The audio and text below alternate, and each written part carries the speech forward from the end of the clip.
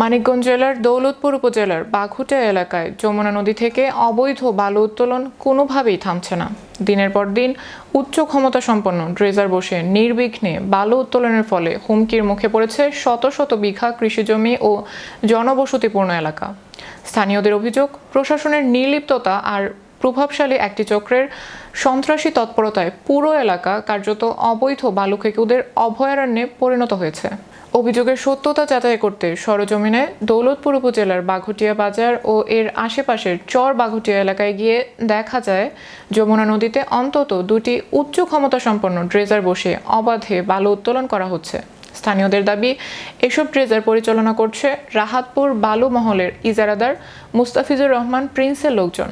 তবে চাঞ্চল্যকর বিষয় হলো, বাঘুটিয়া বাজার ও চর বাঘুটিয়া এলাকা রাহাতপুর বালু মহলের নির্ধারিত সীমানা থেকে প্রায় 10 কিলোমিটার উত্তরে অবস্থিত। আইন অনুযায়ী এই এলাকায় বালু উত্তোলন সম্পূর্ণ নিষিদ্ধ হলেও সশস্ত্র পাহারায় নির্ভয়ে চলছে কার্যক্রম। বালু ও মাটি ব্যবস্থাপনা আইন 2010 অনুযায়ী ধারা 4 ও 5 অনুসারে ইজারাকৃত নির্ধারিত এলাকার বাইরে বালু উত্তোলন সম্পূর্ণ অবৈধ।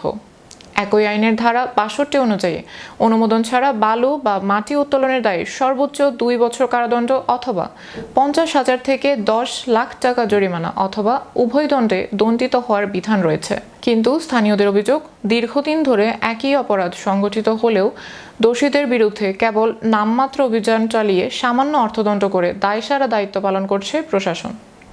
সন্ত্রাস, জিম্মি ও সাংবাদিক নির্যাতনের অভিযোগ স্থানীয় বাসিন্দারা জানান, যমুনার এই নৌপথে চলাচলকারী বিভিন্ন বাল্কহেড ও নৌযানের মাঝি মাল্লাদের প্রায়ই জিম্মি করে মারধর করা হয়। অভিযোগ উঠেছে, এসব কর্মকাণ্ডের সঙ্গে জড়িত তথাকথিত প্রিন্স বাহিনী। এছাড়া বাঘুটিয়া এলাকায় অবৈধ বালু উত্তোলনের বিরুদ্ধে একাধিকবার মানববন্ধন ও প্রতিবাদ কর্মসূচি পালন করেছে স্থানীয়রা।